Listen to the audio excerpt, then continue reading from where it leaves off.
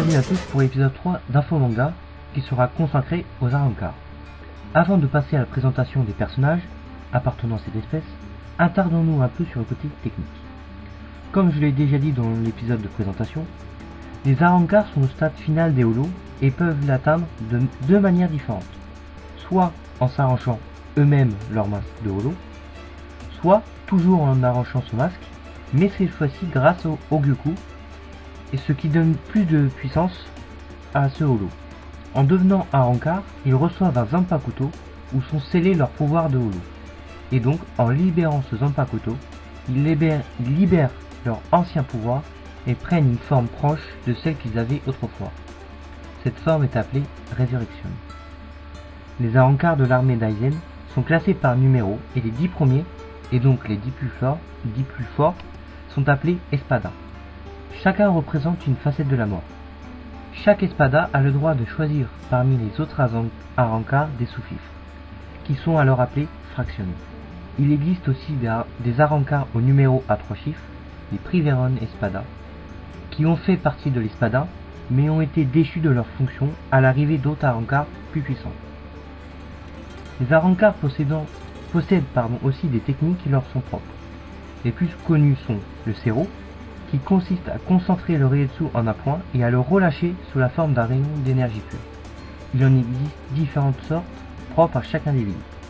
Le Bala, qui est une technique semblable au Sero, mais avec une force moins puissante et qui a une vitesse 20 fois plus rapide, lui permettant de tirer en succession rapide. Le Hiro, qui est une technique consistant à la condensation du Reietsu de l'utilisateur afin de créer une peau d'acier. Et le Sonido, qui est une technique de mouvement à grande vitesse, comme le Shumpo, mais le Shumpo est dit pour les Shinigami.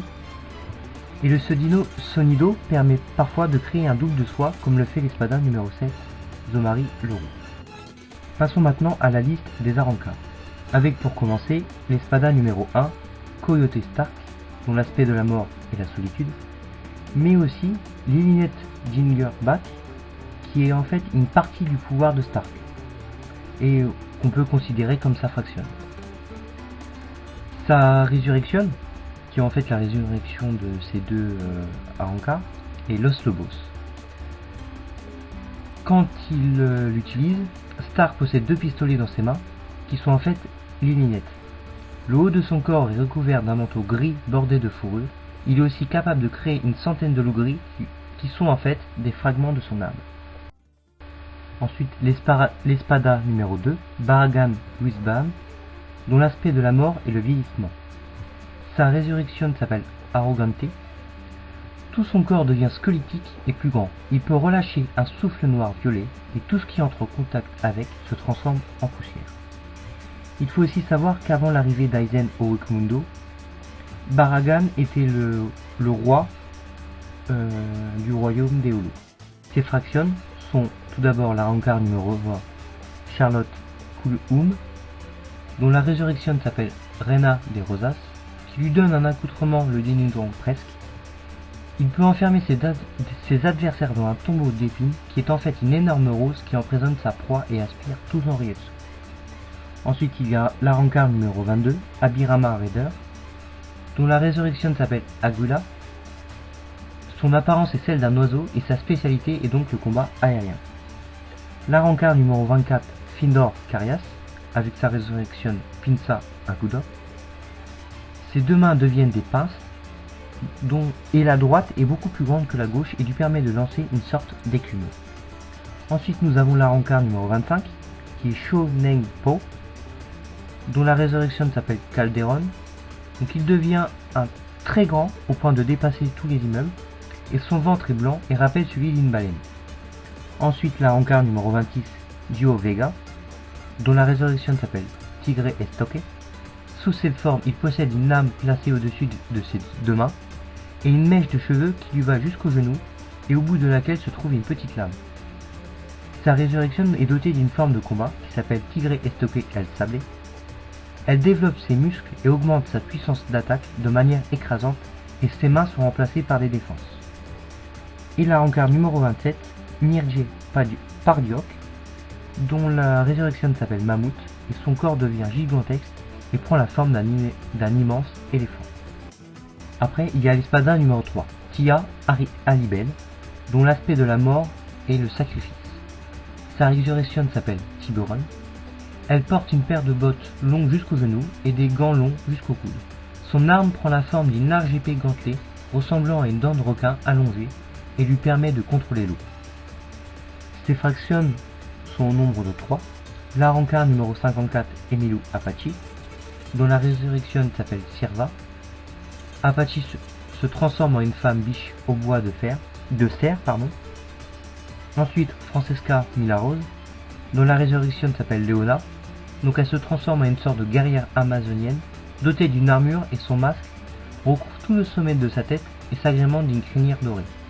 Elle possède aussi une longue épée. La rancard numéro 56, Xiang Senseng, dont la résurrection est Anaconda. Elle se transforme en femme serpent.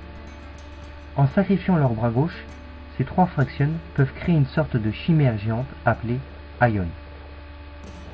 L'ancien espada numéro 3, Niel to Oldeshwank, dont la résurrection s'appelle Kamusa. Donc, elle possède une forme de centaure et possède une double lance.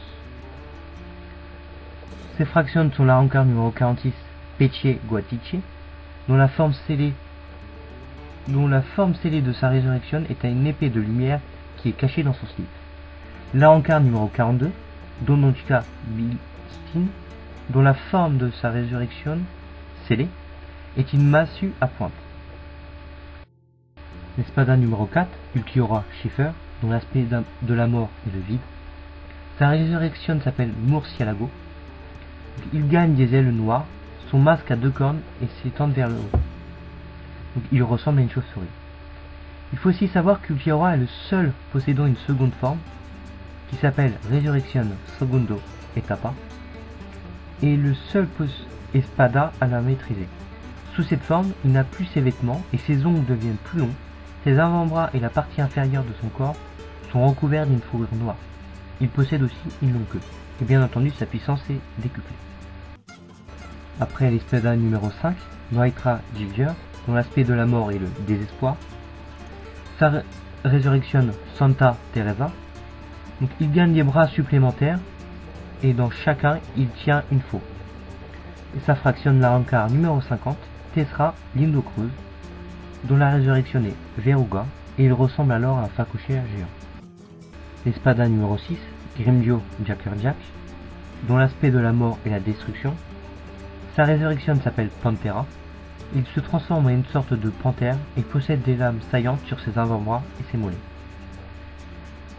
Ensuite, ses fractionne la rancard numéro 11, Xiaolong Qifeng, dont la résurrection est Tijeleta. Ses bras sont comme ossifiés et ses doigts sont très longs et décharnés. Le haut de son corps est couvert d'un plastron ossifié et son chapeau a une espèce de queue qui rappelle la pince du forticule. La rancard numéro 12, Nakim Grindina. La rancard numéro 13, Edrat Lyones, dont la résurrection est Volcanica. Ses bras deviennent plus musclés et paraissent ossifiés, et son poing peut s'enflammer. La rancard numéro 15, Lidford Grants, dont la résurrection est Del Toro. Il ressemble alors à un taureau sous cette forme. Et la rancard numéro 16, Leroy Rinker.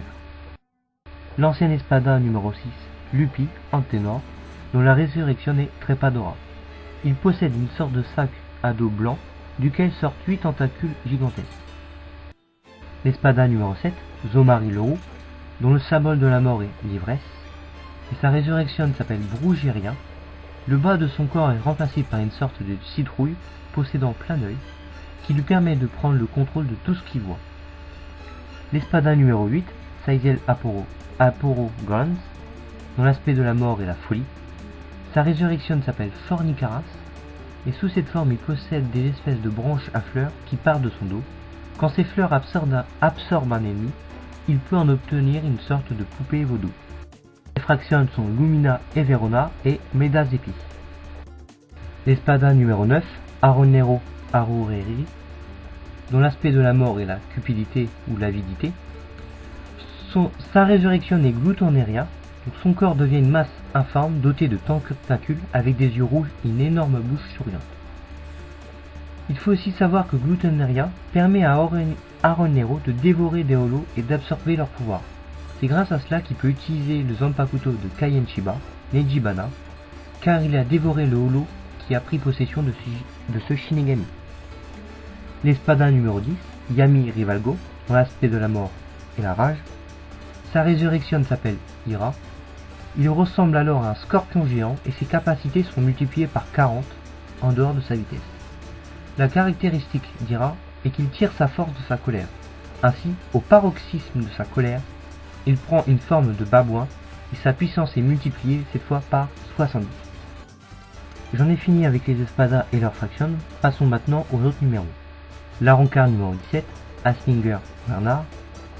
La Rancard numéro 18, Demura Zod. Le numéro 33, Loli Aivern, dont la résurrection s'appelle Escolopendra. Ses bras se transforment en pattes d'un centipède. Et la Rancard numéro 34, Menoli Maya. Après les Priveron Espada, le numéro 103, Dordoni Alessandro del Socaccio, dont la résurrection s'appelle Giralda. Son pouvoir lui permet de créer des tourbillons de vent violents et de les manipuler à son gré. La Rancard numéro 105, Siruchi Sandiawuchi, dont la résurrection s'appelle Golondrina. Des ailes lui poussent sur les épaules, elles sont noires et semblent être faites de métal. Elle gagne 2 bras blancs immenses, rappelant les pattes d'un oiseau avec de longues griffes. Et la Rancard numéro 107, Gotenbane Mosqueta, dont la résurrection s'appelle Draga. Quand il se transforme, ses poignets ressemblent à une tête de dragon. Son sac à l'arrière de son dos est une sorte de mainteneur de son énergie spirituelle. Le dernier Rancard que je vais vous présenter s'appelle Wonderwas Margera et ne possède pas de numéro connu.